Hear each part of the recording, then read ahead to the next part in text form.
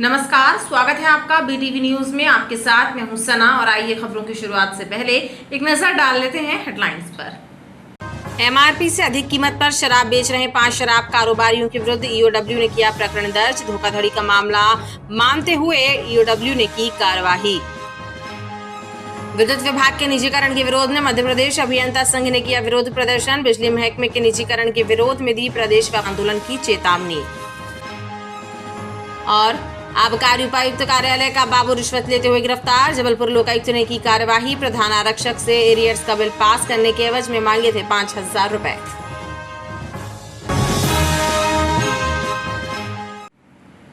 आर्थिक अपराध के मामले में ईओडब्ल्यू ने 5 शराब कारोबारियों के खिलाफ एफआईआर दर्ज की है। शराब कारोबारियों पर एमआरपी से ज्यादा रेट पर शराब बेचने का आरोप है। उनके द्वारा सरकार के करोड़ों रुपए के राजस्व का नुकसान किया जा रहा था। सिंडिकेट बनाकर एमआरपी से ज्यादा रेट पर शराब बेचने का मामला ईओडब्ल्यू को प्राथमिक जांच में सही मिला है। इसलिए ईओडब्ल्यू ने 5 शराब कारोबारियों के खिलाफ मामला दर्ज कर लिया है। जिन 5 शराब कारोबारियों के खिलाफ एफआईआर दर्ज हुई है उनमें आकर्ष जायसवाल, नर्मदा एसोसिएट मेसर्स संदीप यादव, नरेंद्र कुमार रचक और अमन जायसवाल का नाम शामिल है। 2 दिन पहले टीम बनाकर 2 राजपत्रित गवाहों को दूसरे विभाग के लिया गया और 5 दुकानों में हम लोगों ने गोपनीय कार्रवाई की, जिसमें हम लोगों ने दुकान पे जाकर 100 पाइपर्स शराब की एक बोतल क्रय की, जिस पे कीमत 2149 रुपीज़ 2149 रुपये अंकित थी, परंतु दुकानदार ने कहा कि नहीं, ये 2280 रुपये में मिलेगी। तो हमने उसे साधारण, चूँकि गवाह भी खड़े थे, उनके सामने पूछा भाई 2280 क्यों ज़्यादा है, तो बोले नहीं सर, सिंडिकेट है तो यही रेट रहेगा, आप पूरे जबलपुर में खरीदी यही रेट पे मिलेगी आपको शराब। तो बिल्कुल कम, हमने कहा कि जो रेट छपा उस पर दे दीजिए, तो उसने इनकार कर दिया कि नहीं, सिंडिकेट है, हम दारू नहीं दे सकते। तो इस पे हम लोगों ने उससे वो शराब अधिक रेट पर खरीदी और उसको जो हमें पेमेंट सरकार से पैसा मिला था इसको खरीदने के लिए, उस पर हमने अपने खाते से यूपीआई पेमेंट पे किया। वो हमने सबूत पे लिया कि हमने इनसे शराब खरीदी और उसका पेमेंट किया है। इसके बाद ऐसे ही हम लोगों ने 5 दुकानें बिलहरी से शुरू करके बिलहरी, सदर, मालवीय चौक, देन रानीताल और गढ़ा, शारदा चौक में, ऐसी 5 दुकानों में हम लोगों ने ऐसी गोपनीय कार्रवाई की। सब स्थानों पर यही स्थिति थी, अधिक रेट पर शराब मिली हमें और गवाहों के सामने हमने इनके पंचनामा बनाए हैं और दारू की बोतलों को सील किया है उनके बैच नंबर वगैरह देखकर। फिर उसके बाद हमारे जांच रिपोर्ट तैयार की, जिस पर से कल प्रकोष्ठ मुख्यालय भोपाल में 5 ठेकेदार हैं। एक आकर्ष जायसवाल जो बिलहरी दुकान वाला है, नर्मदा एसोसिएट सदर और संदीप यादव मालवीय चौक, नरेंद्र कुमार रजक रानीताल और अमन जायसवाल ये शारदा चौक के दुकानदार हैं। इनके विरुद्ध जो है 420 धोखाधड़ी और 120 भी षड्यंत्र करने का अपराध पंजीबद्ध करके और बेचना में लिया गया।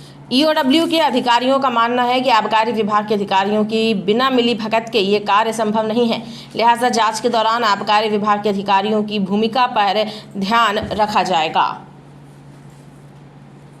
विद्युत विभाग के निजीकरण के खिलाफ मध्य प्रदेश अभियंता संघ ने आंदोलन का शंखनाद कर दिया है। इस श्रृंखला में संगठन के द्वारा शक्ति भवन के सामने विरोध प्रदर्शन किया गया और प्रदेश के मुख्यमंत्री के नाम एक पत्र भी सौंपा गया है। इंकलाब जिंदाबाद, इंकलाब जिंदाबाद, इंकलाब जिंदाबाद। निजीकरण बंद करो, जॉइंट वेंचर। बिजली मुख्यालय के समक्ष विरोध प्रदर्शन कर रहे मध्य प्रदेश अभियंता संघ के सदस्यों ने निजीकरण पर रोक लगाने की मांग करते हुए बिजली महकमे के अधिकारियों को प्रदेश के मुखिया के नाम एक पत्र सौंपा है। अभियंता संघ के महासचिव विकास शुक्ला ने बताया कि ट्रांसमिशन एवं जनरेशन कंपनी लिमिटेड में लगातार सब स्टेशन एवं ट्रांसमिशन लाइनों को टीबीसीबी के माध्यमों से निजी हाथों में दिया जा रहा है। बुधवार को भी जॉइंट वेंचर के लिए कुछ अधिकारी एवं निजी कंपनी के प्रतिनिधि भी पहुंचे थे, जिसका विरोध किया गया। इंकलाब जिंदाबाद, टीबीसीबी बंद करो।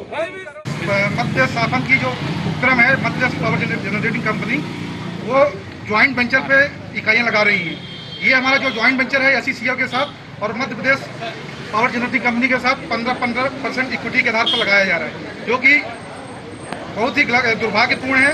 मध्य शासन 15% इक्विटी दे चुकी है और जो प्रावधान है डेप्थ लेने की, मतलब लोन लेने की, वो 80% है, लेकिन शासन 70% लोन लेके और 15% इक्विटी दे रही है, जबकि हमारी 5% इक्विटी बच रही है, जिसके आधार पर हमारा पूर्ण स्वामित्व हो सकता है। लेकिन शासन नई कंपनी बनाकर निजीकरण के दिशा में जा रही है, जिसका हम लोग विरोध कर रहे हैं। साथ ही लगातार ट्रांसमिशन में लाइनों सब स्टेशनों का निजीकरण किया जा रहा है। 52 सब स्टेशन और 1000 से ऊपर लाइनों का निजीकरण हो चुका है और निजी हाथों में सौंपा जा चुका है। इसका हम विरोध करते हैं और आगे भविष्य में अगर ऐसा किया जाता है तो हम प्रदेश स्तर पर इसका विरोध करेंगे और आंदोलन की तरफ जाएंगे। प्राइवेटकरण मतलब प्राइवेटकरण नहीं, ये अलग टाइप की व्यवस्था है जी। मतलब एकदम प्राइवेट भी इसको नहीं कहा जा सकता, लेकिन कुछ अलग व्यवस्था है नॉर्मल व्यवस्था से। उस व्यवस्था के हिसाब से अभियंता संघ का विरोध है, तो उस चीज़ को शासन को कम्युनिकेट किया जाएगा। मध्य प्रदेश अभियंता संघ ने बताया कि निजीकरण के विरोध में प्रदेश व्यापी आंदोलन किया जाएगा। एरियर्स की राशि का बिल पास करने के एवज में 5000 रुपए की रिश्वत मांग रहे बाबुओं को लोकायुक्त ने रंगे हाथों गिरफ्तार किया है। मामला उपायुक्त कार्यालय आबकारी संभागीय उड़नदस्ता विभाग का है। लोकायुक्त के द्वारा आरोपी के विरुद्ध कार्यवाही की जा रही है। आबकारी उपायुक्त संभागीय उड़नदस्ता कार्यालय में सहायक ग्रेड 3 के पद पर पदस्थ अशोक जायसवाल को लोकायुक्त ने 5000 रुपए की रिश्वत लेते हुए रंगे हाथों पकड़ा है। दरअसल बाबू के द्वारा मुख्य आरक्षक रामचरण प्रजापति के 1 लाख रुपए के एरियर्स के बिल का भुगतान करने के एवज में 5000 रुपए बतौर रिश्वत मांगे गए थे, जिसकी शिकायत रामचरण प्रजापति ने लोकायुक्त को दी थी। अरे भाई, मेरा एरियर्स रुका था, उसका बनाने के लिए हमने कई बार बोला, उन्होंने बोला कि भाई पैसे लगेंगे तब हम बनाएंगे। किसने आपसे पैसे मांगे? अरे बाबू अशोक जायसवाल, सहायक ग्रेड 3, लगभग 1 लाख रुपए। एरियर्स आपका कितना बना? 1 लाख रुपए लगभग। हाँ, मांग कितने थे? उन्होंने 5000 रुपये डिमांड किए, उसकी हमने कंप्लेंट किए थे लोकायुक्त में। उसके बाद आज हमने उसको पैसे दे तो रंगे हाथ पकड़ा गया। दिनांक 5/6/2023 को प्रार्थी रामचरण प्रजापति, जो कि आरक्षक है संभागीय उपायुक्त कार्यालय आबकारी में, उसके द्वारा शिकायत की गई कि उसका समयमान वेतनमान का बिल निकलना है लगभग 1 लाख रुपए का, और वहाँ कार्यालय पदस्थ बाबू के द्वारा बिल नहीं निकाला जा रहा है। उसके लिए 5000 रुपये की डिमांड की जा रही है। उक्त तारतम्य में जब रिकॉर्डिंग कराई गई तो रिकॉर्डिंग में स्पष्ट रूप से बाबू के द्वारा 5000 रुपये की डिमांड की गई, जिसके अग्रिम कार्रवाई करते हुए आज दिनांक को बाबू को 5000 रुपये रिश्वत लेते हुए रंगे हाथों पकड़ा गया। बाबू है अशोक जायसवाल, जो कि सहायक ग्रेड 3 है, संभागीय उपायुक्त कार्यालय जो जबलपुर आबकारी में पदस्थ है, और प्रार्थी रामचरण प्रजापति है, जो कि यहीं आरक्षक के इसी कार्यालय में आरक्षक के पद पर पदस्थ है। लोकायुक्त के द्वारा आरोपी के विरुद्ध कार्यवाही की जा रही है। इस वर्ष धान की फसल के लिए 1,68,000 हेक्टेयर रकबा निर्धारित किया गया है। कृषि अधिकारियों के अनुसार पिछले वर्ष 1,71,000 हेक्टेयर रकबे में धान की खेती हुई थी, लेकिन इस बार दलहनी फसलों के लिए धान का रकबा 3,000 हेक्टेयर कम किया गया है। धान का रकबा इस वर्ष घटाकर 1,68,000 हेक्टेयर कर दिया गया है। उप संचालक कृषि रवि आम्रवंशी ने बताया कि पिछले वर्ष जबलपुर जिले में 1,71,000 हेक्टेयर रकबा निर्धारित था। इनमें से 3,000 हेक्टेयर दलहनी फसलों के लिए रखा गया था, जिससे किसानों का दलहनी फसलों की पैदावार के प्रति रुझान बढ़ेगा। करीब 70,000-71,000 हेक्टेयर में उड़द और मूंग की फसल बोई गई थी, जिसमें से 36,000 हेक्टेयर में मूंग था और 25,000 हेक्टेयर में उड़द की फसल हमारे यहाँ लगाई जाती है। और अब मूंग तो शुरू हो गया है कटाई का काम, अभी उड़द में थोड़ा टाइम लगेगा। उसके बाद खरीफ और रबी हमारे खरीफ की प्लानिंग शुरू होगी, जिसमें हमने 1,68,000 हेक्टेयर धान का रकबा निर्धारित किया है, प्रस्तावित किया है इस बार जिले के लिए।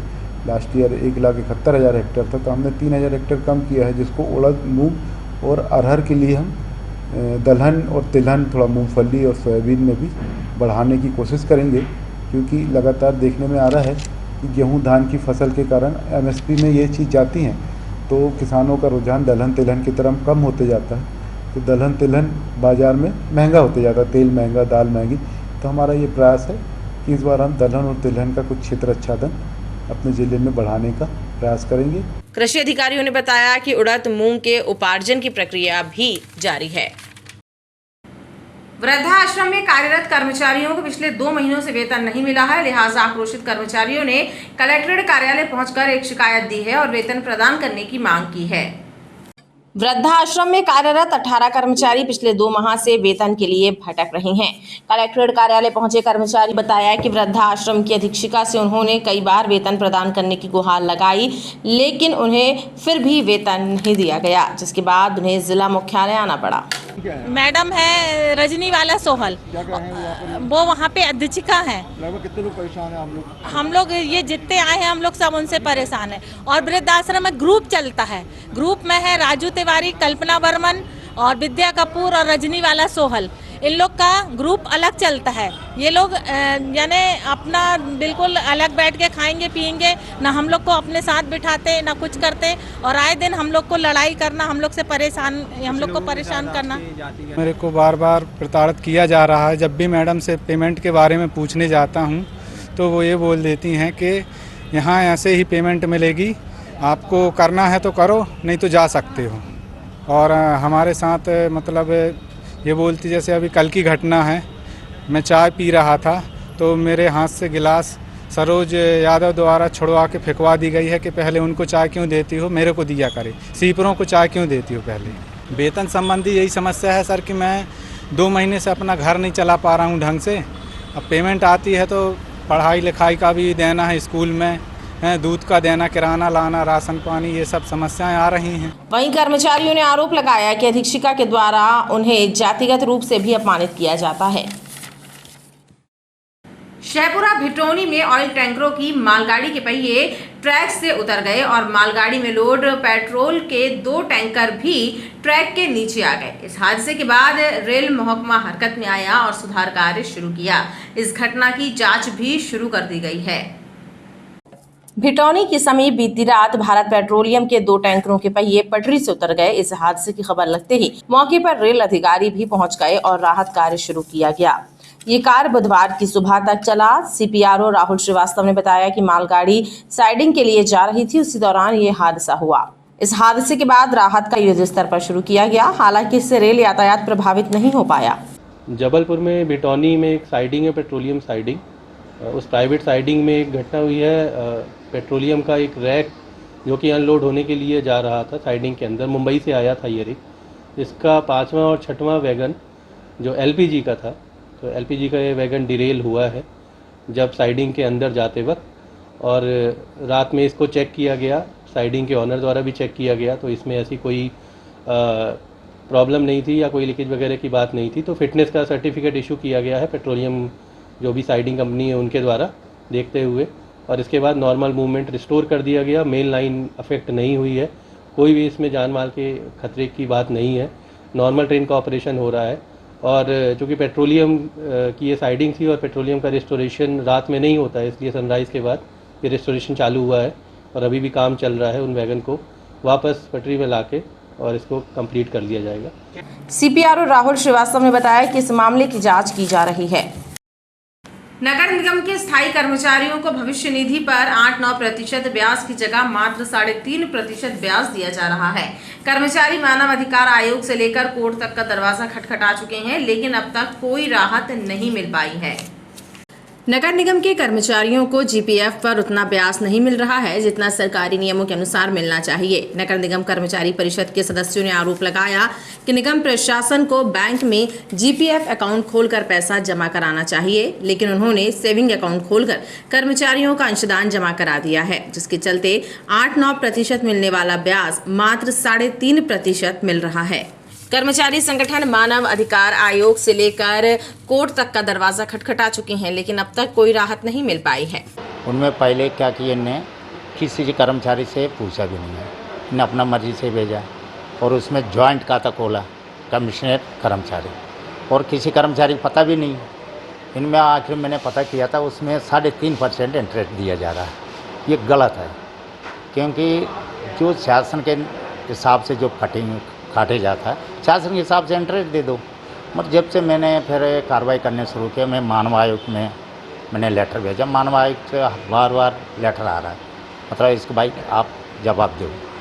यहाँ नगर निगम द्वारा आज तक कोई जवाब नहीं दिया। नगर निगम द्वारा यही कहते मैंने इलाहाबाद बैंक में लेटर दिया हूँ और कार्रवाई चल रहा है। वर्तमान में वो इंडियन बैंक हो गया। अभी मैंने इसका पिटीशन भी लगाया, हाई कोर्ट में भी चल रहा है, तो आज तक कोई जवाब नहीं दिया। प्रधानमंत्री कार्यालय से भी लेटर आए, वहाँ भी कोई जवाब नहीं दिया। कर्मचारी को कोई पता नहीं है, जो रिटायरमेंट होते वो जो दे रहा वो ले रहा है कर्मचारी। कितने सालों से ये चल रहा है? अगस्त 2005 से भेजा जा रहा है।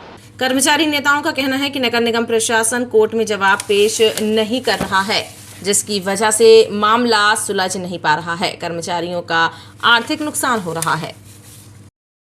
अमृत सरोवर योजना के तहत आधारताल विकास समिति और भाजपा कार्यकर्ताओं ने संयुक्त रूप से आधारताल तालाब की सफाई अभियान शुरू किया है। भाजपा कार्यकर्ताओं का कहना है कि तालाब को पर्यटक स्थल के रूप में विकसित किया जाएगा। भाजपा कार्यकर्ताओं एवं आधारताल विकास समिति के सदस्यों ने आधारताल तालाब को साफ करने का अभियान शुरू किया है। बड़ी संख्या में सदस्य यहां श्रमदान कर तालाब की तस्वीर बदलने की कोशिश कर रहे हैं। नगर निगम स्वच्छता विभाग का अमला भी अपनी सेवाएं प्रदान कर रहा है। भाजपा कार्यकर्ताओं का कहना है कि तालाब को पर्यटक स्थल के रूप में विकसित किया जाएगा। जल संरचनाएं हमारी धरोहर हैं, इन्हें संरक्षित करना हम सबका कर्तव्य है।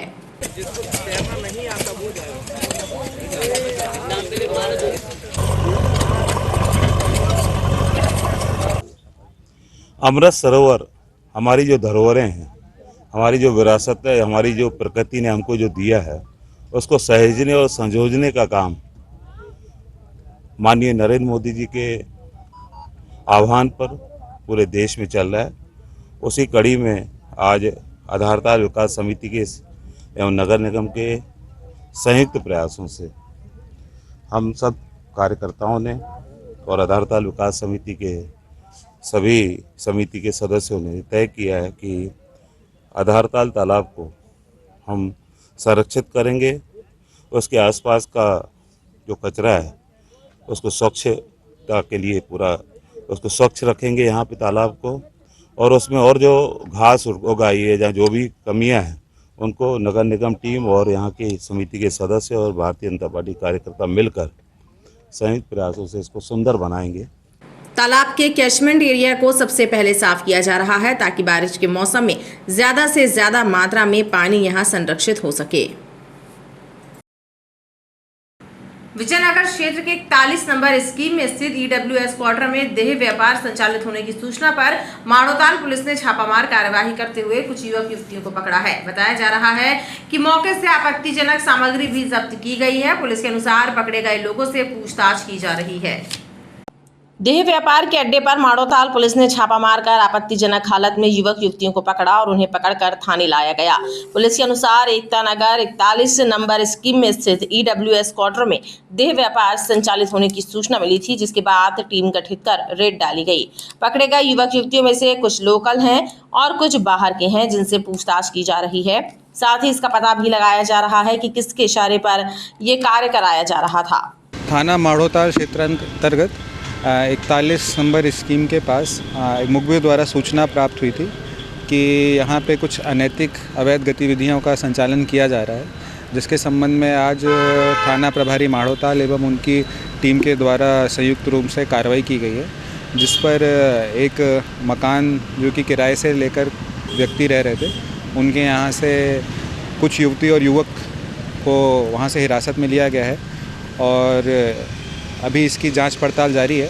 संभवतः इसमें देह व्यापार जैसी चीज़ों का भी सामना आ रहा है, तो अभी वर्तमान में अभी शीघ्र ही कार्रवाई हुई और सबको थाने लाया गया है। सभी से पूछताछ करके मामला पंजीबद्ध किया जाएगा और जो भी वैधानिक कार्रवाई की जाएगी। अभी तक जो प्रारंभिक जांच में पता चला है कि विगत 1-1.5 माह से ये अवैध गतिविधि यहाँ पे संचालित की जा रही थी और बाकी अभी जैसा भी इनसे पूछताछ अभी करनी बाकी है, अभी सभी को यहाँ पे लेके आया गया है। जो भी पूछताछ में अग्रिम वैधानिक कार्रवाई की जाएगी, मामला पंजीबद्ध करके आप सभी को अवगत कराएंगे। इस पूरी कार्यवाही के दौरान क्षेत्र में गहमा-गहमी का माहौल बना रहा। खबरों का सिलसिला लगातार जारी रहेगा, आप देखते रहिए BTV न्यूज़।